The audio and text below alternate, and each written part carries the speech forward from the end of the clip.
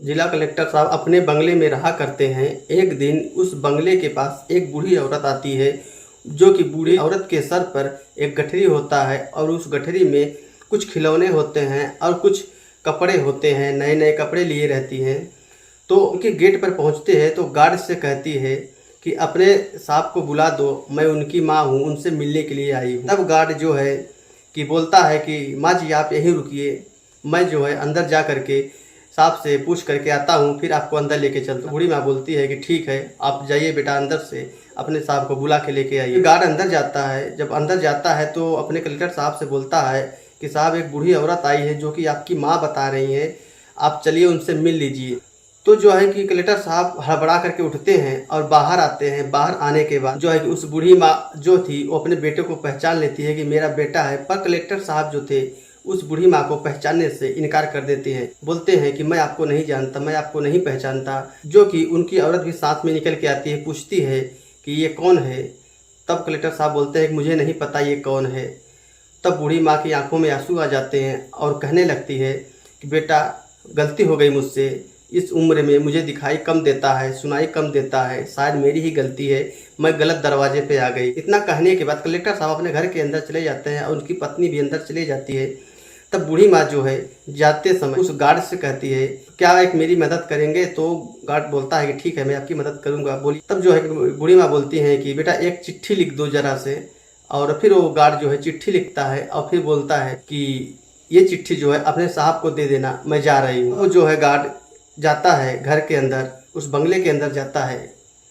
वो जो चिट्ठी बूढ़ी माँ लिखवाई थी वो चिट्ठी जो है अपने साहब को दे देता है और साहब को दे के वो गार्ड आके बाहर खड़े हो जाता है और बूढ़ी माँ वहाँ से जा चुकी होती है। तो दोस्तों इसके पीछे की आखिर क्या सच्चाई है, कलेक्टर साहब जो है अपनी माँ को पहचाने से इनकार क्यों कर देते हैं और वो बूढ़ी औरत बोल रही है कलेक्टर साहब मेरे बेटे हैं। तो इस सच्चाई को जानने के लिए आप वीडियो के अंत तक बने रहिएगा।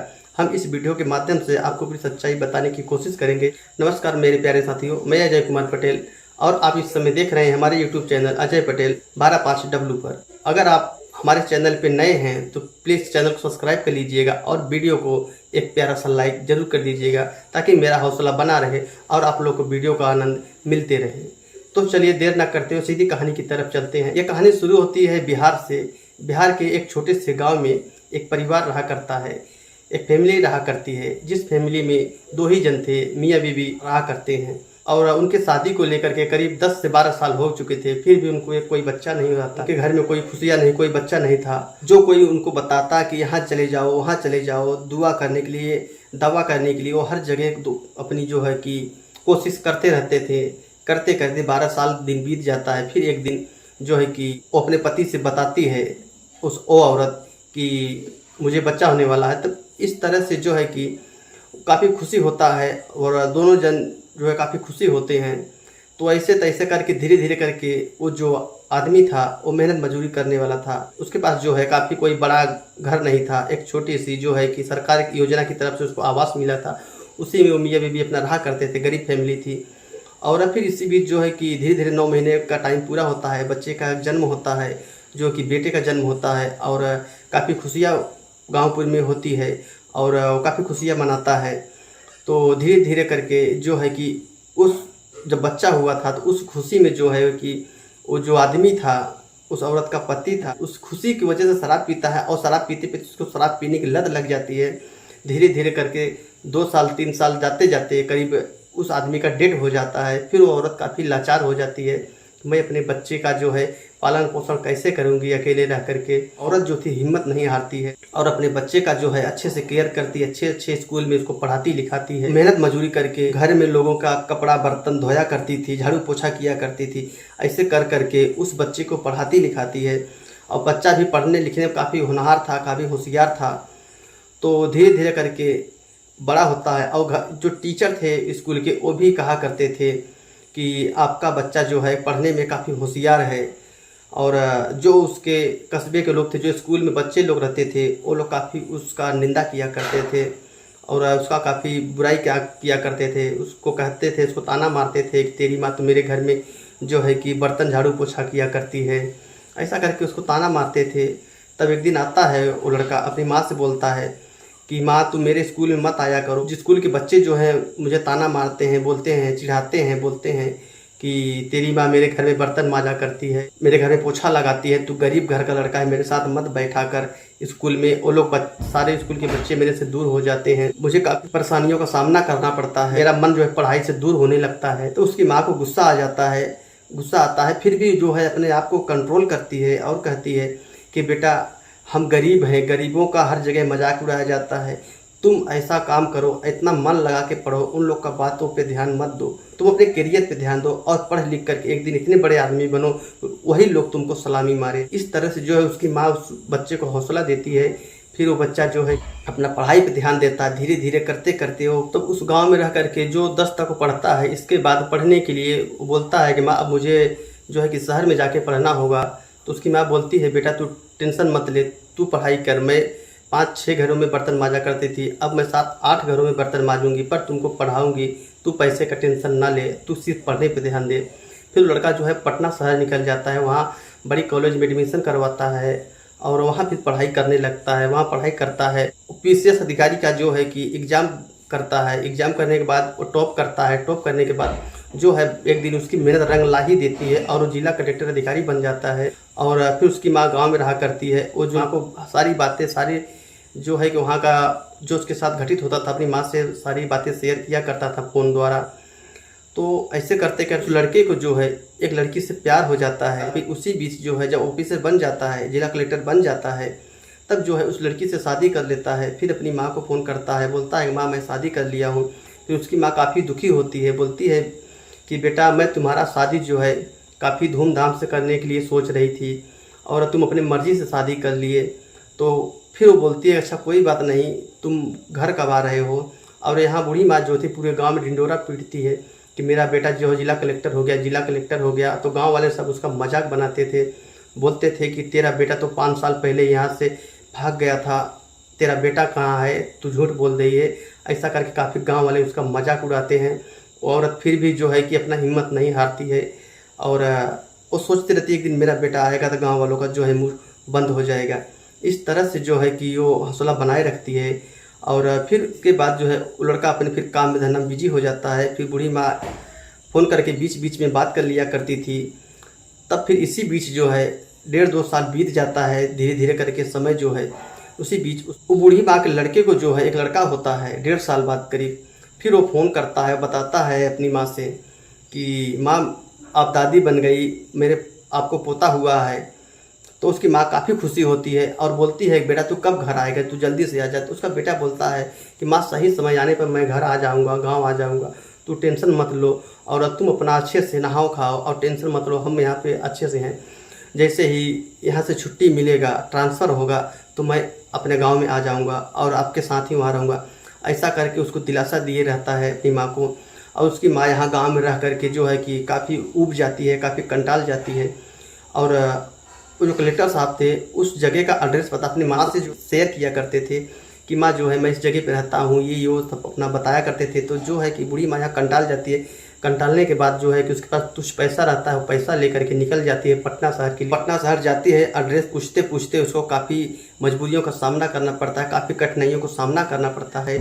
फिर धीरे धीरे करके वो पहुँचती है उस एड्रेस पर। तो उस मार्केट में जाती है बूढ़ी माँ, वहाँ मार्केट एक छोटा सा था, उस मार्केट में जाती है, कुछ कपड़े लेती है अपने बहू के लिए और अपने पोते के लिए जो है खिलौना विलौना कपड़ा लत्ता काफ़ी सामान लेती है और गठरी बना के अपने सर पे लेकर के वो जाती है। कलेक्टर साहब थे तो उनका नाम काफ़ी जो है कि शहर में फैला हुआ था, तो उस नाम को काफ़ी लोग जानते थे, पहचानते थे। तो जो है रिक्शे वाले को बोलती है वो बूढ़ी माँ, तो रिक्शा वाले ले जाके उस गेट के सामने छोड़ देता है और बताता है कि यही कलेक्टर साहब हैं और उनका नाम जो होता है रवि होता है उस कलेक्टर साहब का। तो वो बोलती है रवि कलेक्टर साहब का ऑफिस हमें कहाँ है, उनका घर कहाँ है, हमें वहाँ छोड़ दो। तो रिक्शा वाला ला के उनके घर सामने जो है छोड़ देता है।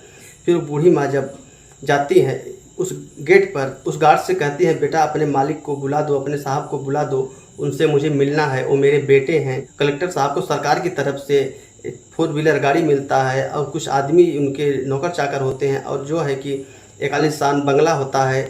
जो कि उस बूढ़ी माँ को जब उस अवस्था में देखता है वो गार्ड, तो वो भी काफ़ी हिचकिचा जाता है कि ये कलेक्टर साहब की माँ कैसे हो सकती हैं। तब जो है कि फिर गार्ड सहम जाता है, क्योंकि वो गार्ड भी गरीब परिवार से था तो वो अच्छी तरह से समझता था मजबूरियों को। तो जाता है अपने साहब को बोलता है। तो जब अपने साहब को बोलता है, साहब एक बूढ़ी माँ आई है, आपकी माँ बता रही है, चल के आप मिल लीजिए उनसे, और काफ़ी जो है कि उनकी दशा खराब है। इतना बात जब उस कलेक्टर साहब की औरत सुनती है, बोलती है अपने पति से, रवि से, कि तुम तो जो है कि बोलते थे मेरा इस दुनिया में कोई नहीं है, मैं अनाथ हूँ, मैं अकेला हूँ, फिर तुम्हारी माँ कहाँ से आ गई। तब जो है कि कलेक्टर साहब बोलते हैं मेरा कोई नहीं है, मेरी कोई माँ नहीं है, चलो देखता हूँ कौन है। तो बाहर निकल के आते, देखते हैं तो उनकी माँ खड़ी होती है। तो जो कि अपनी माँ को देखने से सख्त इनकार कर देते हैं, सख्त मना कर देते हैं कि मेरी माँ नहीं है, तू कौन है, मैं तुझे नहीं जानता। इस तरह से कह करके जो है कि तब अंदर चले जाते हैं, और उसकी जो पत्नी थी वो भी अंदर चली जाती है। और फिर बूढ़ी माँ काफ़ी जो है कि मायूस हो जाती है, रोने लगती है, मानो उनके पैरों तले से ज़मीन ही खिसक गई हो। क्योंकि वो बूढ़ी माँ इतनी मजबूरी, इतनी परेशानी, इतनी कठिनाइयों से उस बच्चे को पाल पोस करके पढ़ाई लिखाई थी, और जब माँ दरवाजे के सामने पहुँचती है तो सीधा उसको मना कर देता है। उनका लड़का तो काफ़ी उनको जो है कि तकलीफ़ होता है। तब फिर वो बोलती है कि बेटा मैं ही गलत हूँ, मैं ही जो है कि गलत जगह पते पे आ गई हूँ, मुझे माफ़ करना, मैं जा रही हूँ। और फिर वो इतना कहने के बाद जब कलेक्टर साहब अंदर जाते हैं, उस गार्ड से बोलती है कि बेटा एक मेरा काम करोगे। तो गार्ड बोलता है बोलिए माँ जी क्या काम है। तब माँ जी जो है बोलती है बेटा मेरा एक चिट्ठी लिख दो, ये चिट्ठी लिखने के बाद तुम ले जाके इसे अपने साहब को दे देना जब भी तुम्हें फुर्सत मिले, और जब साहब पूछे तो बोल देना कि वो माँ जी जहाँ से आई थी वहीं चली गई, इतना तुम अपने साहब से कह देना। तो बोलता है गार्ड बोलता है ठीक है। गार्ड समझ चुका था कि ये इनकी माँ है, और ये अपनी पत्नी की वजह से जो है इस माँ को पहचानने से इनकार कर रहे हैं। गार्ड अच्छी तरह से समझ चुका था, क्योंकि वो गरीब फैमिली से था, बखूबी से बुराइयों को और मजबूरियों को और दुख तकलीफ़ों को अच्छी तरह से समझता था। वो समझ चुका था। बड़े आदर भाव के साथ उनके साथ वो गार्ड जो था माँ जी के पास पेश आता है, और उसके अभी आंखों में आंसू आ जाते हैं। और फिर जो है कि वो चिट्ठी लिखता है। चिट्ठी लिखने के बाद अपने जेब में डाल लेता है। अम्मा वहाँ से जा चुकी होती है, चली जाती हैं। और फिर वो गार्ड के अंदर जाता है, उस साहब को चिट्ठी दे देता है, बोलता है साहब ये चिट्ठी लो, उस माँ जी ने आपको ये चिट्ठी जो है देने के लिए बोली है। जो कलेक्टर साहब थे वो चिट्ठी को नहीं पढ़ते, भूल जाते हैं, जेब में रख लेते हैं। रखने के बाद कपड़ा चेंज करके, जो है रात का समय होने वाला था, कपड़ा चेंज करके फिर अपना वो बैठ जाते हैं, अपना रात बीतता है। फिर जब सुबह उनकी औरत जो कपड़ा धोने के लिए जब लेके जाने लगती है, तो उस कपड़े के अंदर से वो चिट्ठी गिर जाता है। जब चिट्ठी गिरता है तो जब उनकी औरत चिट्ठी उठाने जाती है तो ये नज़ारा देख कर कलेक्टर साहब की हालत ख़राब हो जाती है, जो है कि पूरे एकदम घबराहट होने लगती है उनको, और पूरा पसीने से भीग जाते हैं। तब उनकी औरत पूछती है आपको क्या हुआ, इतनी आप टेंशन में क्यों हो। तब कुछ नहीं बोलता है, बोलता है चिट्ठी हमें दे दो। फिर वो जो उनकी औरत थी बोलती है कि नहीं, ये चिट्ठी में क्या लिखा हुआ है मैं जानना चाहती हूँ। वो चिट्ठी खोल करके जब वो औरत पढ़ती है तो उसके मानो उसके पैर तले से ज़मीन ही खिसक जाती है। दोस्तों वो औरत कोई बुरी औरत नहीं थी, जो औरत थी उनकी वो भी काफ़ी जो दयावान थी, और काफ़ी उसके दिल में ममता प्रेम था। तो इस तरह से वो औरत की पैर तले से ज़मीन खिसक जाती है, काफ़ी वो भी मायूस हो जाती है, और अपने पति को डांटते हुए कहती है कि तुम्हें इतनी बड़ी गलती हमसे छुपाई, तुम तो बोलते थे मेरा कोई नहीं है, अब ये माँ जी तुम्हारी माँ ही थी, और तुमने उन्हें पहचानने से इनकार कर दिया। तुम इतनी बड़ी गलती कैसे कर सकते हो, इतने पढ़े लिखे आदमी हो करके तुम इतनी बड़ी गलती कैसे कर सकते हो। वो कलेक्टर साहब थे जो वो काफ़ी जो है कि सर झुका लेते हैं, सर में से उनकी आंखें झुक जाती है, और अपने पति के पास जा कर के बैठ के हाथ जोड़ के बोलते हैं कि मैंने आपसे एक सच्चाई छुपाई थी, कि जो है कि मेरी माँ गांव में रह करके मुझे काफ़ी परेशानियों का सामना करके मुझे पढ़ाया लिखाया था, और आज जो है मैं तुम्हारी वजह से, तुम्हारे डर की वजह से जो है मैं उनको पहचानने से मना कर दिया। कि तुम्हें मैं बोला था मैं अनाथ हूँ, आज तुम्हें मालूम पड़ता है कि मेरी माँ गरीब है, बूढ़ी माँ है जो गांव में रहा करती है, शायद तुम्हें तकलीफ़ होता या तुम मुझे छोड़ देती। तब औरत वो बोलती है कि तुम पागल हो, ऐसा कहीं होता है, अपनी माँ को कोई इस तरह से अपमान करता है क्या। दिन भर वो लोग काफ़ी बेचैन रहते हैं, रात बीतता है। फिर दूसरे दिन जो है वो बोलता है कि चलो हम चलेंगे तुम्हारी माँ से मिलने के लिए। और वो तीसरे दिन अपनी पत्नी और अपने बेटे के साथ जो है आते हैं गाँव में। गांव में आने के बाद जो है काफ़ी बड़ी गाड़ी होती है, 4-5 गार्ड होते हैं साथ में, और 2-3 गाड़ियाँ 4-5 गाड़ियाँ सब आती हैं साथ में। तो गांव वाले देख के दंग रह जाते हैं कि कौन आ गया, कौन अधिकारी आ गया, क्या दिक्कत हो गई, सब परेशान हो जाते हैं। फिर वो उतरता है, अपनी माँ के पास जाता है, अपनी माँ का पैर पकड़ कर रोने लगता है, और उसकी जो पत्नी थी वो भी रोने लगती है, बोलती माँ जी इन्हें माफ़ कर दीजिए, मुझे ये बोले थे कि मेरा इस दुनिया में कोई नहीं है, मैं अनाथ हूँ। और फिर आप उस दिन गई तो मैं भी आपको नहीं पहचान सकी, और ये मेरे डर की वजह से आपको नहीं पहचाने, आपको पहचानने से इनकार कर दिए कि मैं अपनी बीवी की नज़रों में गिर जाऊंगा, और जो है कि मेरी बीवी मुझे छोड़ भी सकती है। इस सब का डर था इनके अंदर। दिन भर रात भर ये सो नहीं पाए हैं। जो है इसी टेंशन में मैं अपने माँ के साथ जो इतनी बेइज्जती के साथ पेश आया, और रात भर ये सो नहीं पाए हैं। और मैं भी बेचैन हूँ जब से ये आपका चिट्ठी मैं पढ़ी हूँ। मैं सिर्फ यही बोल रही हूँ इनको, चलिए माँ के पास, इसलिए मैं इनको लेके आया हूँ। इनको माफ़ कर दीजिए माँ जी। जो है कि उस माँ का आत्मा पिघल ही जाता है। आखिर जो माँ होती है माँ ही होती है, तो उस माँ का आत्मा पिघल जाता है। उस फिर बेटे को उठा के अपने गले से लगा लेती है, अपने बहू को अपने गले से लगा लेती है, और फूट फूट कर रोने लगती है। अपने पोते को उठा करके पोते के साथ जो है खेलने लगती है। तो खुशी का कोई ठिकाना नहीं था उस माँ जी के, जो इतनी खुशियत दिख रही थी, उनके खुशी का कोई ठिकाना नहीं था। फिर घर के बाहर निकलती हैं, जोर जोर से आवाज़ मारती हैं, गाँव वालों से बोलती हैं, देखो मेरा बेटा आ गया, मेरा बेटा आ गया, मेरा बेटा कलेक्टर हो गया है। तुम लोग मुझे पागल समझते थे, तुम लोग मुझे बहुत भला बुरा कहा, देखो मेरा बेटा आ गया, मेरे बहू है, मेरा पोता है। तब उस गांव वाले का जो है कि सबकी बत्ती गुल हो जाती है, सबका दिमाग शौक ले लेता है। ये बूढ़ी माँ पागल नहीं है, ये बूढ़ी माँ सही है, ये सही बोल रही थी। इसका बेटा कहीं नहीं गया था, इसका बेटा शहर में रह करके पढ़ाई करता था, और जो है अब देखो कलेक्टर बन गया इसका बेटा। फिर उसके घर पर काफ़ी लोग आते हैं, काफ़ी जो कलेक्टर साहब थे काफ़ी गाँव वाले को सम्मान करते हैं, अच्छे से रहते हैं। और फिर जो है कि अभी आप लोग ये सोच रहे हैं कि उस चिट्ठी के अंदर क्या लिखा हुआ था, तो दोस्तों बता दूं, उस चिट्ठी के अंदर लिखा हुआ था, उसकी माँ लिखवाई थी उस गार्ड से कि बेटा हम तुम्हारी वजह से 5-6 घरों में काम किया करते थे, अब हम 10 घरों में काम करके तुमको पढ़ाया लिखाया, तुम्हारे जो है कि हर चीज़ का मैं ख्याल रखी। मैं अपना नहीं खाई पर तुमको मैं खिलाई, अपना कपड़ा मैं नहीं पहनी पर तुमको कपड़ा पहनाई। मैं रात दिन एक करके तुम्हारी फीस के लिए मेहनत करती रही। आज तुम मुझे अपने बंगले पर पहचानने से मुझे इनकार कर दिए, मुझे काफ़ी तकलीफ़ हुआ। और सारी मजबूरियां जो थी उसमें अपनी माँ जी जो थी उस गार्ड से लिखवाई थी।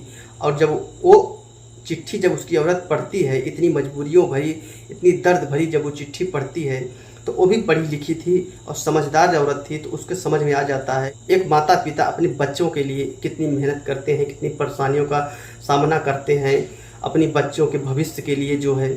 तो उस औरत के समझ में आता है। वो औरत जैसे ही चिट्ठी पढ़ती है अपने पति को डांटने लगती है, फटकारने लगती है, कहती है कि तुम्हारे जैसा इंसान मैंने कभी कहीं नहीं देखा, जो है कि इतनी मजबूरियों, इतनी परेशानियाँ, इतनी दिक्कत के साथ तुम्हारी माँ जो है तुम्हें पढ़ाई लिखाई, आज तुम अपनी माँ को पहचानने से इनकार कर दिए, मेरी वजह से उस माँ को पहचानने से इनकार कर दिए तुम।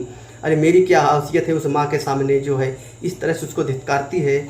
और तब जाकर के आदमी हाथ जोड़ के अपनी पत्नी से भी माफ़ी मांगता है। फिर वहाँ से आता है, अपनी माँ से काफ़ी यहाँ जो है मिन्नतें करता है, माफ़ी करता है। इस तरह से जो है लोगों को गले से लगा करके जो है काफ़ी प्यार करने लगती है। और जो है कि जो यहाँ का आवाज़ था वो गांव वालों को दे करके कलेक्टर साहब अपनी पत्नी, अपनी माँ, अपने बेटे के साथ जो है उस बंगले पर चले जाते हैं पटना में, और वहीं पर रह करके अपना जो है ड्यूटी किया करते हैं और अपने फैमिली का अच्छे से ख्याल किया करते हैं। तो दोस्तों बस आज के लिए इतना ही, मिलते हैं अगले वीडियो में। तब तक के लिए आप लोग अपना ख्याल रखिएगा, और वीडियो कैसा लगा कमेंट करके ज़रूर बताइएगा। आप लोग वीडियो कहाँ से देख रहे हैं कमेंट करके बताइएगा। मैं नेक्स्ट वीडियो में जो है जितने लोगों का कमेंट रहेगा मैं उन सबका नाम लूँगा, और जिस जगह पे आप रहते हो, जिस जगह से मेरी वीडियो देख रहे हो, उस जगह का आप जो है कि एड्रेस जरूर डालिएगा। तो बस आज के लिए दोस्तों इतना ही, मिलते हैं अगले वीडियो में। तब तक के लिए ख्याल रखिएगा, और वीडियो कैसा लगा ये ज़रूर बताइएगा। तो बस आज के लिए इतना ही। जय हिंद, वंदे मातरम।